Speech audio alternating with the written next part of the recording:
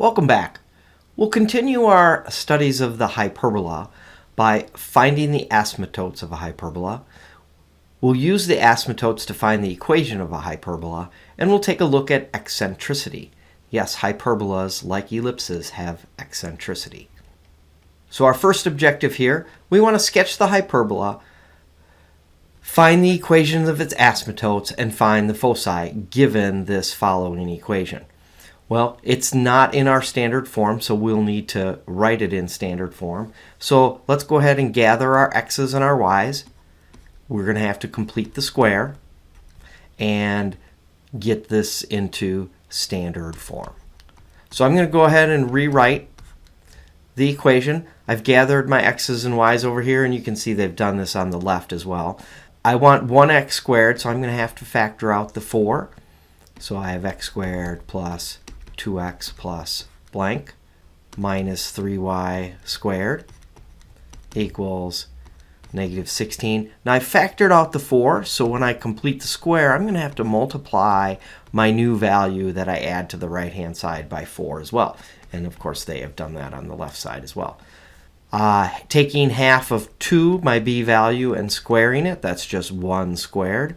My perfect square trinomial over here does become x plus 1 quantity squared times 4, but I've added 1, so I've added 4 times 1 minus 3y squared equals negative 16 plus 4 is negative 12.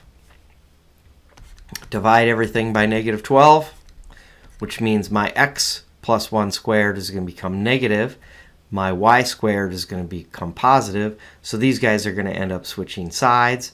And the 4 and the negative 12 are going to simplify to 1 over negative 3, giving me y squared over 4, or 2 squared, minus x plus 1 quantity squared over the square root of 3 squared equals 1. You could also write this as y squared over 4 minus x plus 1 squared over 3 equals 1. Since the y is positive, there is a vertical transverse axis, and it's centered at negative 1, 0. Right? Our h is negative 1, and our k is 0. I'm centered at negative 1, 0. My a value is 2. My b value is 3.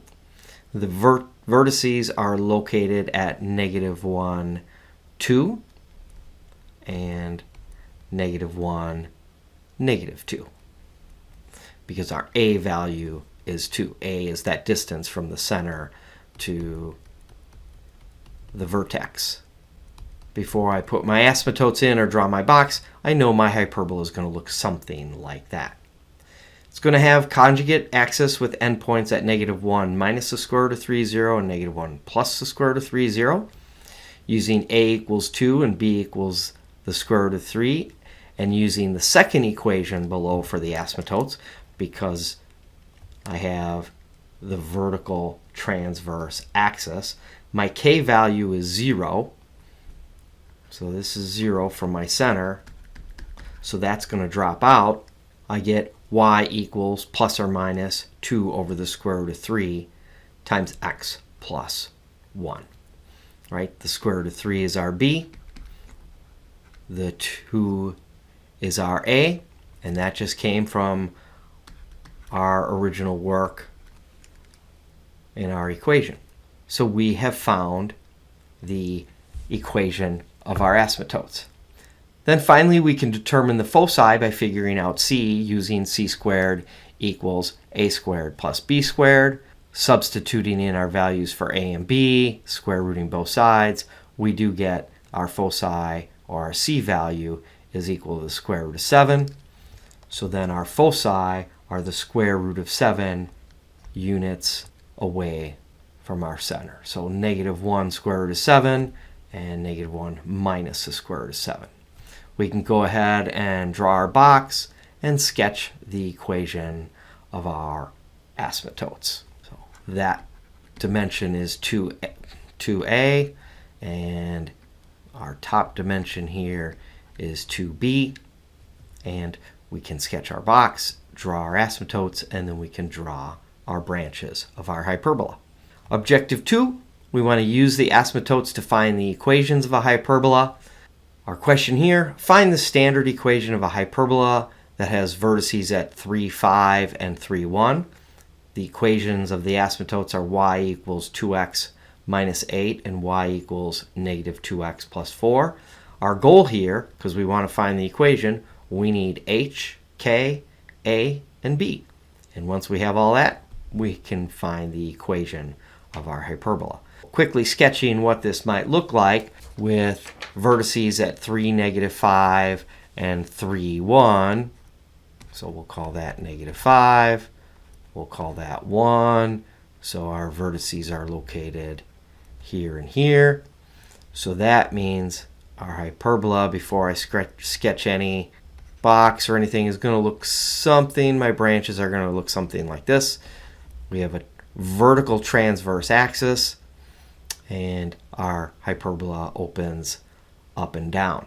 So if we have a vertical transverse axis, it opens up and down, we're going to use the equations of our asymptotes. We know that is y equals k plus a over b times x minus h. So our slope here is a over b and minus a over b. So let's take a look at our solution. I may have done a bunch of this already. Since the x values of the vertices are the same, there is a vertical transverse axis at x equals 3. So that is this vertical transverse axis here. It's x equals 3. I think in your notes it might say a, but that should be x. And the hyperbola will open up and down. Using the midpoint formula to find the center, or you can probably eyeball it, we see that our center is at 3, negative 2, the same distance away from our two vertices. So our a value here then is also 3 units, right? It's 6 units between our vertices. So our a is 3, so our 2a is 6. The slopes of the asymptotes, M1 is 2 and M2 is 2. So M1 is equal to a over b, and M2 equals negative a over b. So since 2 equals 3 over b, and negative 2 equals negative 3 over b, since a is 3, then b is equal to 3 halves. So we have been able to calculate our b value. How are we doing? Have we found everything we need? Our a is 3. Our b is 3 halves. Our h value was 3. Our k was negative 2. So we can start substituting that in. And we get y plus 2 quantity squared minus x minus 3 quantity squared all over 3 squared. Excuse me, y plus 2 squared all over 3 squared, and x minus 3 squared over 3 halves squared. Right? Our a value and our b value, our k value and our h value, all equal to 1. As with ellipses, the eccentricity of a hyperbola is noted by the equation e equals c over a. And because c is greater than a, it follows that e is going to be greater than 1. When the eccentricity is large, the branches of the hyperbola are nearly flat.